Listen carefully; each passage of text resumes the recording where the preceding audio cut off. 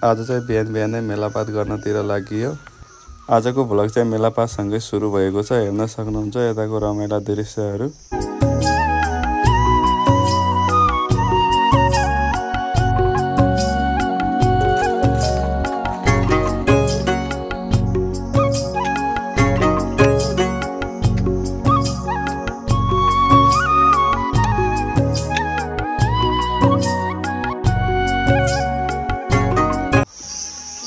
मेलापात गर्न आछौँ। मम्मी बुवा घरमै हुनुहुन्छ। हेर्न सक्नुहुन्छ हाम्रो यहाँनिरको दृश्य कति राम्रो छ, हरियाली। गाउँघरतिर यस्तै हो, काम गर्नुपर्छ। काम गरे पनि गाउँघर नै रमाइलो हुन्छ। गाइज म चाहिँ बाख्रा चराइरहेछौँ। दुईटा बाख्राहरू मात्रै छन् हाम्रो। दुईटा बाख्रा चराउन आइरहेको छु म चाहिँ।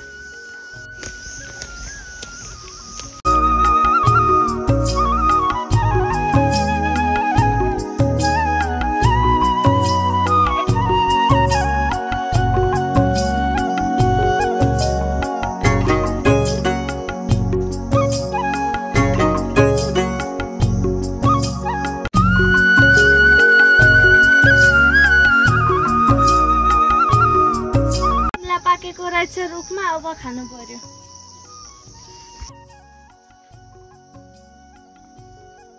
तिम्ला खानु पर्यो। पाकेर दामी भएछ रुखमा। बुढीले पनि तिम्ला खाइरहेछ।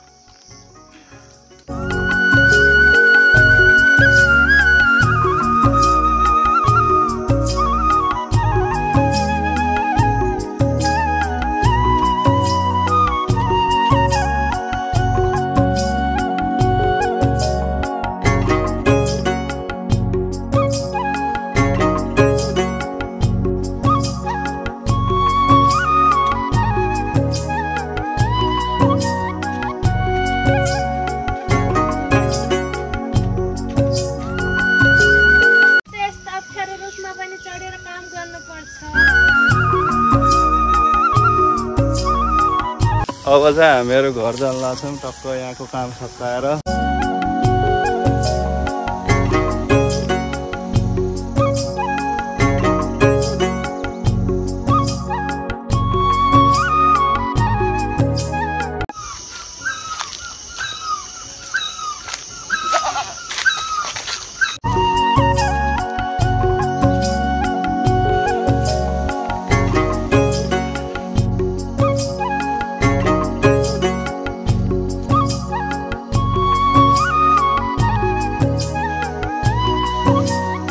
आमा बुवाले यति धेरै आलु टिपेर राखिदिनु भएको छ। अब खानु पर्यो। नानु आलु खाने हो, आऊ छिटो।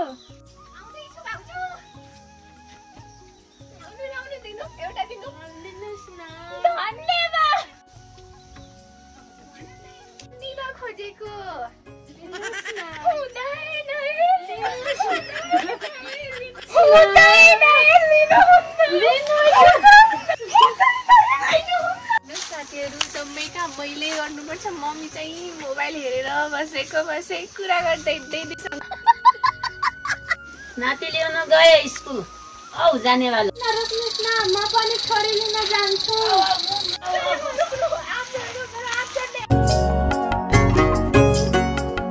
मैले यो अफ सिजनमा पनि फुलकाउली लगाएको छु, भेडे खोर्सानी लगाएको छु, धिता करेला लगाएको छु, धने बोडी लगाएको छु। यो असाढको महिनामा फलेर सुरु भएको छ। पानीको अभाव मात्रै छ, अरू त ठिकै थियो। मेहनत गरेर के गर्ने, पानी छैन। म चाहिँ हरियो तरकारी ल्याएर आएको थिएँ। अब पकाउँछु। त्योभन्दा पहिला त अब धुनु पर्यो होइन। यहाँ बारीबाट ल्याएको माटोले पुरै हेरेर कति मिठो हुन्छ भाइ यो तरकारी त। ओहो भाउजू, कस्तो हो कि तपाईँ हरियो तरकारीमा पनि लसुन हाल्छन् र काहीँ? किन रिसाकी खाली खाली भने? मैले त रिसाएको छैन नानी। भाउजू भोक लागिसक्यो, खाना पकाउनु नै जानु। बाबुलाई म समात्छु। हुन्छ नानु, समाउनु, म पकाउँछु खाना। हस् सानो बाबु।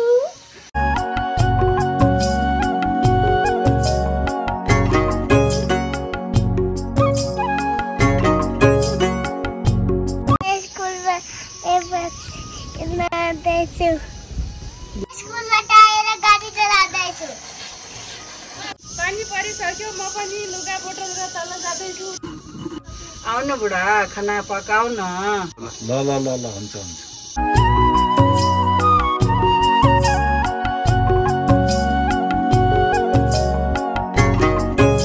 कसरी डिलिट गर्छु अब पहिला मोबाइल